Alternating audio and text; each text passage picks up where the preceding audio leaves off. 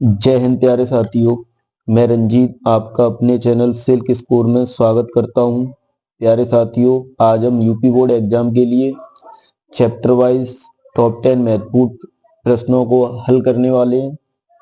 तो आ जाइए साथियों। पहला क्वेश्चन है कि महत्तम समापवर्तक P, Q गुणा लघुत्तम समापवर्तक P, Q बराबर है।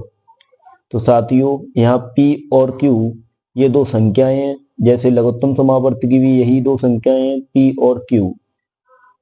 इनके ऑप्शन है, ए ऑप्शन है P into Q, C option P Q, B option P square Q square, D option 1। ठीक है साथियों, तो आज हम अपना पहला क्वेश्चन करते हैं।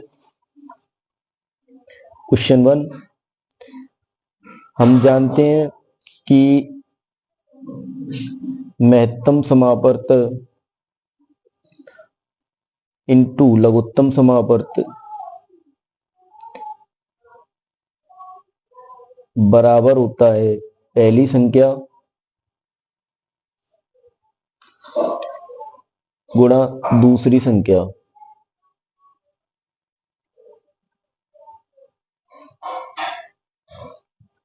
तो महत्तम समापवर्तक यही लिखा है, इसको हम लिख सकते हैं ना HCF इंटू LCM, क्योंकि महत्तम समापवर्तक को HCF बोलते हैं, लघुत्तम समापवर्तक को LCM बोलते हैं।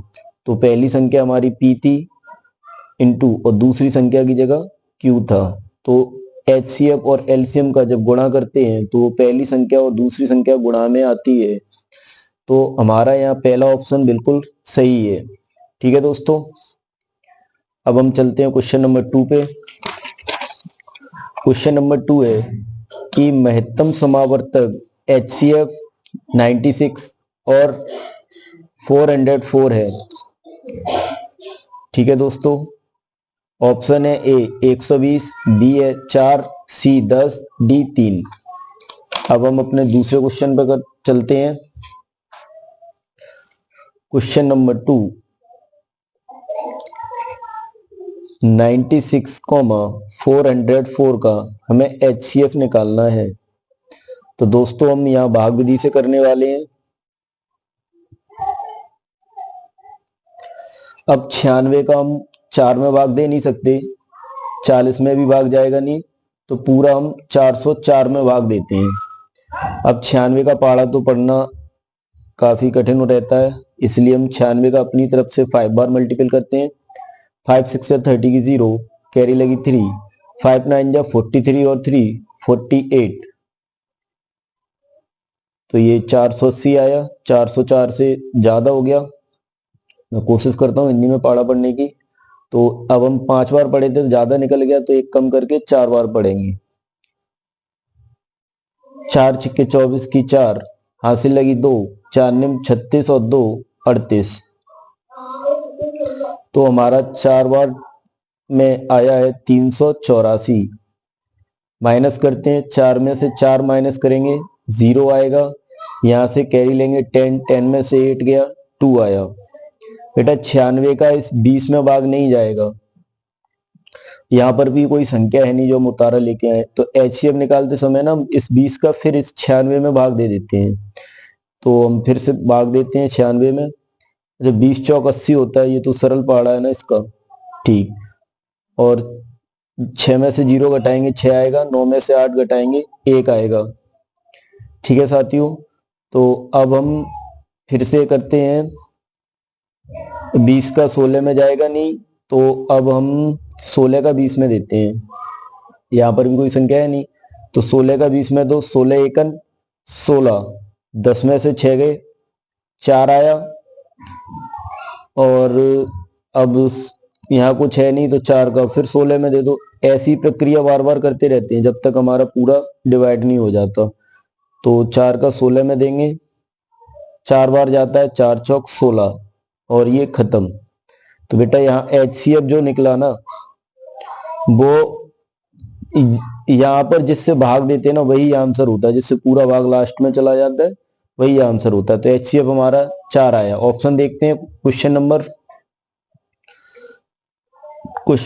2 के लिए। ऑप्शन बी ऑप्शन बिल्कुल राइट है, इसमें 4 आया है। ठीक है। अच्छा प्यारे साथियों, अब हम क्वेश्चन नंबर 3 की तरफ चलते हैं। तो दोस्तों हम क्वेश्चन नंबर 3 करने वाले हैं। अब किन्हीं दो संख्याओं का एलसीएम 60 तथा एचसीएफ, ये गलत है, एचसीएफ 3 है, एक संख्या 12 है तो दूसरी संख्या होगी। तो हम लोग करने वाले हैं, एलसीएम लिख लेते पहले। एलसीएम 60 है और एचसीएफ 3 है। अच्छा, एक संख्या 12 है तो हम इसमें क्वेश्चन 1 वाला लगाएंगे। एचसीएफ इंटू एलसीएम बराबर पहली संख्या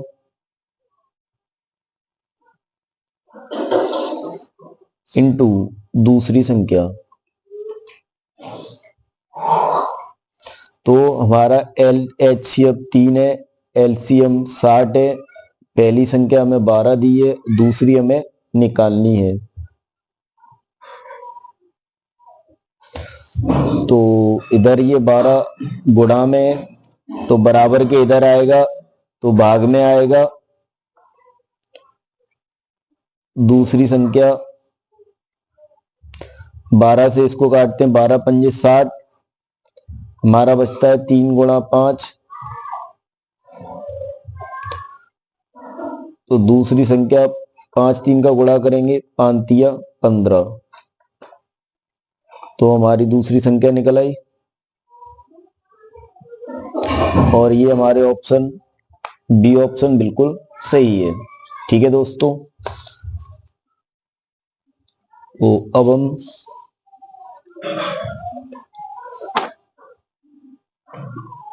क्वेश्चन नंबर 4 पे चलते हैं। एक शून्येतर परमेय संख्या और एक अपरमेय संख्या का गुणनफल होता है।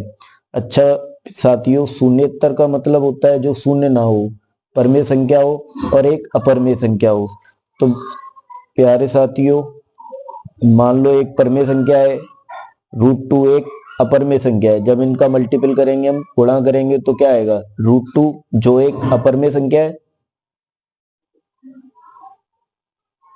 ऐसे ही मान लो कोई संख्या हमने 5 ले ली, ये एक परमेय संख्या है, इसका मल्टीपल √5 या √3 किसी भी अपरमेय संख्या से करेंगे तो फिर क्या आएगा, 5√3 जो एक अपरमेय संख्या है।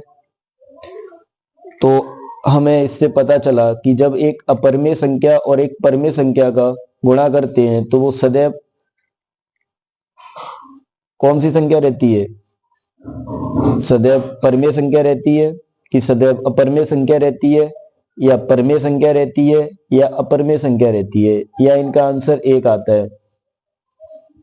तो साथियों हमने क्वेश्चन में देखा है ना, जब परमेय और अपरमेय का जब गुणा करते हैं ना तो सदैव अपरमेय संख्या रहती है। तो हम सदैव अपरमेय ऑप्शन बी पे टिक करने वाले हैं।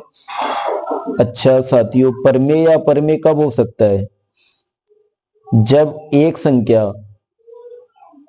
परमेय हो दूसरी भी नहीं, जब एक संख्या अपरमेय हो और दूसरी भी अपरमेय हो तो ऐसी कंडीशन आ सकती है कि परमेय और अपरमेय हो सकता है। जैसे √2 का गुणा √2 से करते हैं तो एक परमेय संख्या भी आती है ना। और ऐसा हो सकता है कि √3 का गुणा √5 से करते हैं तो √15 एक अपरमेय संख्या भी आती है। तो इस वाले कंडीशन में ना परमेय या अपरमेय यहाँ आता है। इसका इस टाइप के क्वेश्चन भी आ सकता है। ठीक है, अब हम चलते हैं क्वेश्चन नंबर 5 पर। सबसे छोटी भाज्य संख्या, तो ऑप्शन ए 2 है, ऑप्शन बी 1 है, ऑप्शन 4 सी है, ऑप्शन डी 0 है। तो साथियों सबसे छोटी भाज्य संख्या यानी जो किसी ना किसी से कट जाए। अच्छा, 2 खुद से कटता है और 1 से कटता है, तो 2 सबसे छोटी अभाज्य संख्या होती है। बी सबसे छोटी विषम संख्या, वो एक बी ऑप्शन एक जो होती है ना सबसे छोटी विषम संख्या होती है। और सी ऑप्शन में 4 है, यही हमारा आंसर सही है कि सबसे छोटी भाज्य संख्या है, जिससे हम 2 के पहाड़े से भी इसको काट सकते हैं। और डी हमारी सबसे छोटी पूर्ण संख्या है। तो डी को क्या बोलते हैं, पूर्ण संख्या, सबसे छोटी, है ना। ये अभाज्य संख्या सबसे छोटी है, ठीक है, और ये एक विषम संख्या है सबसे छोटी। ठीक है साथियों, अब हम क्वेश्चन नंबर 6 पे चलते हैं कि 2 प्लस रूट 3 संख्या सिद्ध करो। यह एक अपरिमेय संख्या है। ठीक है, ये एक संख्या है हमारे पास 2 प्लस रूट 3, हमें सिद्ध करनी है कि ये एक अपरिमेय संख्या है। तो साथियों हम यहाँ पे कल्पना करते हैं कि जो संख्या थी ना 2 प्लस रूट 3, मैं इसको बहुत शॉर्ट में कराने वाला हूं दोस्तों। तो 2 प्लस रूट 3 को हम यहां लिखेंगे माना 2 प्लस रूट 3 एक परिमेय संख्या है। परिमेय संख्या है। अब हम इसको मान रहे हैं ना कि ये 2 प्लस रूट 3 एक परिमेय संख्या है। तो भाई जब ये परिमेय संख्या है ना तो 2 plus root 3 P by Q के इक्वल होगा, यानी बराबर होगा पी बट्टे क्यू के। ठीक है, जहां जो क्यू का मान है ना वो 0 नहीं होना चाहिए, 0 के बराबर नहीं होना चाहिए, और पी क्यू से अभाज्य संख्याएं होंगी।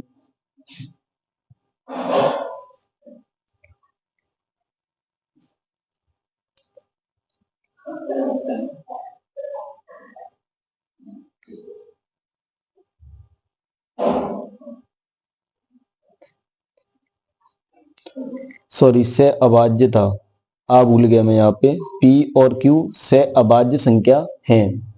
ठीक है, अच्छा अब हम इस 2 को उधर भेजते हैं ना तो यहाँ पर रूट 3 रह जाता है, यहाँ P बट्टे Q, और ये 2 उधर जाएगा तो माइनस का हो जाएगा ना। अब देखो यहाँ लिखेंगे चूंकि रूट 3 एक अपरिमेय संख्या है, अपरिमेय संख्या है। ठीक है, और लिखेंगे चूंकि P बट्टे Q -2 दोनों परिमेय है ना, P बट्टे Q भी परिमेय और 2 भी परिमेय है, तो ये भी एक परिमेय संख्या है ना, परिमेय संख्या है। अच्छा बच्चों, जब एक अपरिमेय है और एक परिमेय है, इसलिए हम बोल सकते हैं ना कि root 3 is not equal to P by Q -2, ये बराबर नहीं होगा, है ना। अतः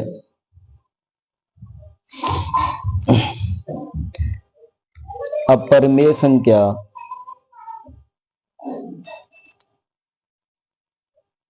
परिमेय संख्या के बराबर नहीं होती है, इसलिए हमारी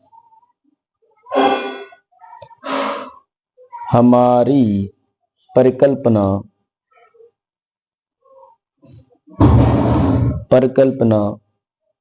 2 प्लस रूट 3 एक परिमेय संख्या है,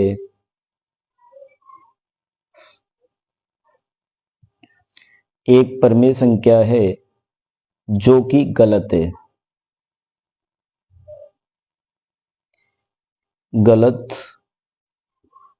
जो कि गलत है। ठीक है, गलत थोड़ा गड़बड़ लिखा है, आप सही लिख लेना।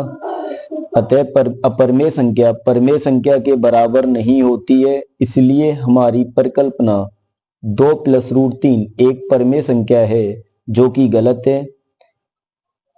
अतः 2 प्लस रूट 3 एक अपरिमेय संख्या है। यही हमें सिद्ध करना था। ठीक है दोस्तों, अब अपना अगला क्वेश्चन है, दूसरा पेज लेते हैं। हमारा क्वेश्चन नंबर 7 है कि 1/√2 सिद्ध कीजिए यह एक अपरिमेय संख्या है। सेम यही चलेगा, और हम पेज दूसरा ले लेते हैं। ठीक है दोस्तों, क्वेश्चन नंबर 7 ऐसा ही है, इसी टाइप से करना है। तो 1/√2 इसको करना है ना, तो यहां पर भी वही कंडीशन चलेगी। माना 1/√2 एक परमेय संख्या है,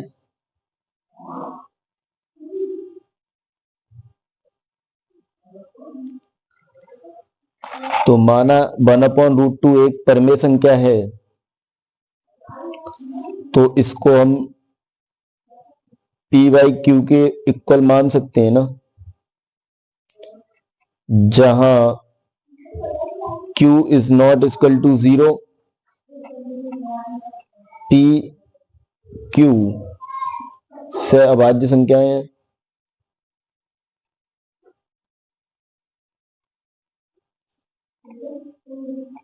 p, q से अभाज्य संख्या है, तो हम इनका अगर मल्टीपल करेंगे, क्रॉस मल्टीपल, तो यहाँ पे होगा 2 इंटू क्यू और यहाँ पे p।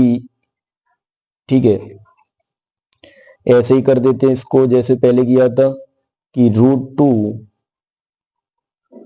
q परमेय संख्या और अपरमेय संख्या का मल्टीपल। अभी हमने क्वेश्चन नंबर में देखा था, कौन सा क्वेश्चन नंबर था, क्वेश्चन नंबर 4 में, तो वो सदैव अपरमेय रहता है। तो यहां लिख सकते हैं ना √2q एक अपरमेय संख्या है,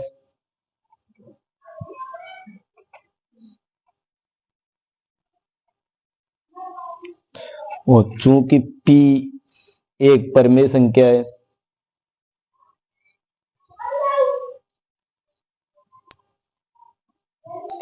लैंग्वेज वही है, मैं बस इसको थोड़ा सा ही करा के छोड़ूंगा। इसलिए √2q is not equal to p के बराबर नहीं होगा, तो वही लिखना आता है अपरमेय संख्या परमेय संख्या के बराबर नहीं होती है, इसलिए हमारी परिकल्पना गलत है। लिखेंगे अतः 1/√2 एक परमेय संख्या है,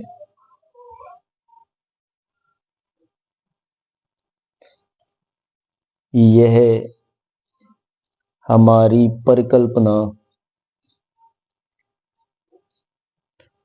गलत है।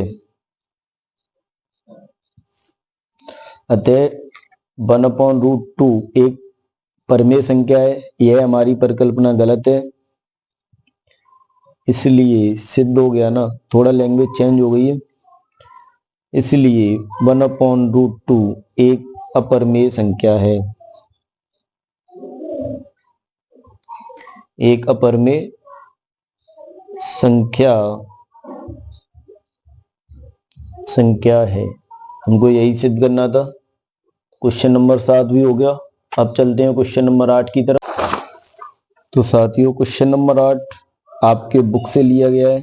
HCF 306, 657 बराबर 9 दिया है, तो एलसीएम 306, 657 ज्ञात कीजिए। यानी देखो दोस्तों, 306 और 657 ये दो संख्याएं हैं, पहली संख्या दूसरी संख्या, ऐसे ही एलसीएम के आगे लिखी है यही संख्या है, तो ये भी दो संख्याएं हैं। जो एचसीएफ दिया है ना वो 9 दिया है। ठीक है, एलसीएम हमें निकालना है, तो हम करने वाले हैं इसको क्वेश्चन नंबर 8 वही लिखेंगे जैसे एचसीएफ कितना दिया है 9 है ना। पहली संख्या कितनी है, पहली संख्या 306 है और दूसरी संख्या कितनी है,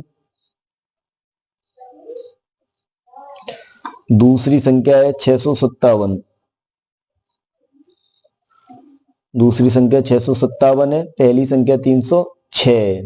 ठीक है, और हमें एलसीएम ज्ञात करना है, हमें एलसीएम ज्ञात करना है। तो हम करते हैं ना एचसीएफ इंटू एलसीएम बराबर पहली संख्या गुणा दूसरी संख्या। ठीक है, पहली संख्या गुणा दूसरी संख्या। तो हमारा एचसीएफ 9 था, हमें एलसीएम ज्ञात करना है। पहली संख्या हमारी 306 है दूसरी संख्या हमारी 657 है, तो 9 इधर एलसीएम के साथ गुणा में है ना, तो बराबर के उधर भेजेंगे क्योंकि हमें एलसीएम निकालना है। तो 306 इंटू 657, जब इधर ये गुणा में था ना तो इधर भाग में आ जाएगा। अच्छा 9 से जो कट रहा है वो काट लो, ये कट रहा है 9 3 जा 27, 3 बार कटा, 9 चौक 36, तो एलसीएम आया 34 इंटू 657। अब हम इनका मल्टीपल करके देख लेते हैं, रफली कर लो इधर। 657 का गुणा करते हैं वो 34 में, तो 4 से 7 चौक 28 की 8, हाथ से लगी 2, 4 पंजे 20 और 2 22 की 2, हाथ से लगी 2, 4 छिंग 24, 25 26। 3 से गुणा करते हैं, 3 सत्ते 21 की 1, हाथ से लगी 2, 3 पंजे 15, 16 17 की 7, हाथ से लगी 1, 3 छिके 18 और 1 19, 2 और 1 3। अब जोड़ लेते हैं इनको, 6 7 13 की 3, हाथ से लगी 1, 9 10 और 2 12 की 2, हाथ से लगी 1, 1 और 1 2। तो हमारा एलसीएम आया 22338। ठीक है दोस्तों, ये हमारा एलसीएम है।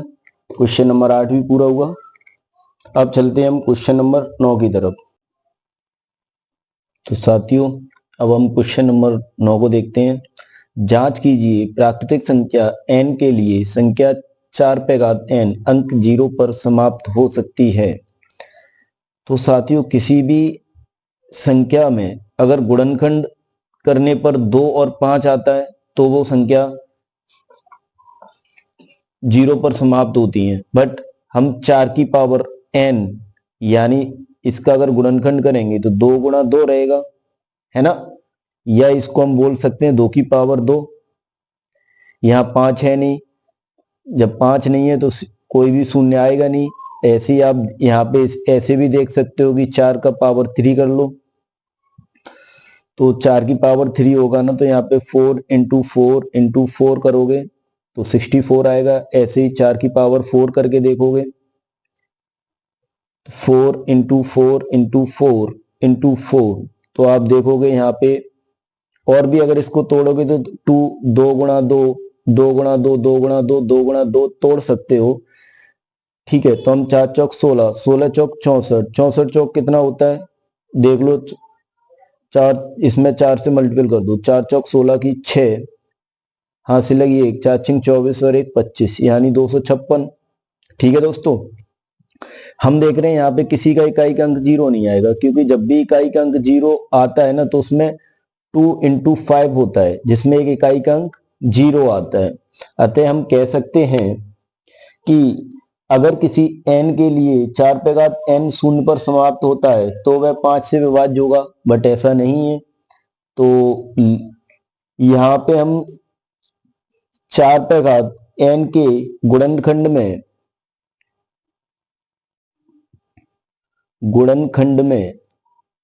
4 पे घात n के गुणनखंड में सिर्फ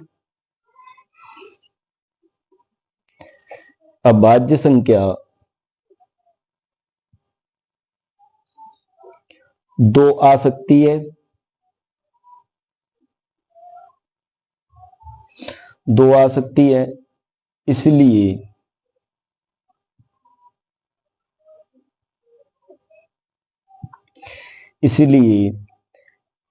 4 पे घात n अंक 0 पर समाप्त नहीं होगा, इसलिए 4 पे घात n अंक 0 पर समाप्त नहीं होगा। साथियों ऐसा कोई भी अंक 0 पर समाप्त नहीं होगा जिसमें गुणनखंड करने पर 2 और 5 ना मिले। जब 2 5 गुणा में गुणनखंड करने पर मिलेगा तो ही वो 0 पर समाप्त होगा। ठीक है साथियों, तुम्हारा क्वेश्चन नंबर 9 पूरा हुआ। अब हम चलते हैं क्वेश्चन नंबर 10 की तरफ। तो हमारा क्वेश्चन नंबर 10 इस तरीके का है, देख लिया आप साथियों। इस तरीके का कोई भी क्वेश्चन आए जिसमें पुनरावृत्ति हो, समय पूछा जाए या वृत्ताकार में आ जाए कितने चक्कर आएंगे, तो आप उसमें एलसीएम ही निकालें। जैसे 4 अलार्म घड़ियां क्रम से 3, 4, 5 तथा 8 मिनट के अंतराल पर बजती हैं। यदि वे एक साथ प्रातः 6 बजे बजती हैं तो अब वे एक साथ कब बजेंगी, समय बताओ। साथियों और भी आ सकता है कि चपरासी घंटी इतनी इतनी या कुछ घंटियां ऐसे ऐसे बजती हैं। ठीक है, तो ऐसे जितने भी सवाल हैं पुनरावृत्ति के, उनमें केवल और केवल हमें एलसीएम निकालना है। आ जाओ देखते हैं करते कैसे हैं इसको। तो साथियों मैं इसको यहीं सॉल्व कर दे रहा हूं। एलसीएम लेते हैं इसका 3, 4, 5 और 8 का। ठीक है, आप वैसे भी ले सकते हो कि किसकी पावर ज्यादा है, ज्यादा पावर वाले लेके, या सब में कॉमन हो वो और जो बचे हैं वो लेके। मैं ऐसे करता हूँ, 2 का 3 में भाग जाएगा नहीं, 2 का 4 में 2 बार, और 2 का 5 में जाएगा नहीं, 2 का 8 में 4 बार। 2 से फिर देंगे, 3 में भाग जाएगा नहीं, 2 एकन 2, 5 में भाग जाएगा नहीं, 2 दूनी 4। अब हम 2 से फिर देते हैं, 2 का 3 में जाएगा नहीं, 1, 5 में जाएगा नहीं, 2 एकन 2। अब 2 का जाएगा नहीं, अब 3 का देते हैं, 3 एकन 3, 1, 5 और 1। अब 5 से देते हैं, पूरा खत्म। ठीक है दोस्तों, हमारे पास आया ये 2 गुणा 2 गुणा 2, 3 गुणा 5। ठीक है, मल्टीपल करते हैं तो इसको पढ़ते हैं, 2 दूनी 4, 4 दूनी 8, 8 पंजे 40, और बचा हमारा 40 गुणा 3, तो 4 तिया 12, यानी 120। ये हमारा मिनट में था साथियों, किस में था, मिनट में। तो हमारे लिए 120 मिनट आई। ठीक है, और घड़ी की जो क्रम से अंतराल पर बज रही थी अलार्म, वो एक साथ रात 6 बजे बजती है। अच्छा, दोबारा एक साथ कब बजेगी, यही टाइम है 120 मिनट। तो आपको पता है कि 120 मिनट में अगर हम 60 से डिवाइड करेंगे, क्योंकि चूंकि 1 घंटा बराबर 60 मिनट होती है, तो 60 से भाग दोगे, 0 से 0, 6 दूनी 12, यानी 2 घंटे आ गए, है ना। तो समय कितना होगा, समय 6 बजने में 2 घंटे ऐड कर दो, 7 और 8, यानी वो एक साथ 8 बजे बजेंगी। ठीक है, किसी ये आपसे मिनट भी पूछ सकता है, आपसे ये टाइम भी पूछ सकता है, और आपसे ये टाइम भी पूछ सकता है। ठीक है साथियों, तो साथियों चैप्टर 1 से हमारे टॉप 10 क्वेश्चन समाप्त हुए। अगर आपको कोई डाउट हो या वीडियो में कुछ गलती हो तो कमेंट में जरूर बताएं, क्योंकि मैं पहली वीडियो मेरी अपलोड हो रही है। आप लोग सहयोग करते रहेंगे तो आपको बहुत अच्छा कंटेंट मिलेगा, जो आपके यूपी बोर्ड एग्जाम के लिए बहुत उपयोगी होगा। धन्यवाद साथियों, जय हिंद।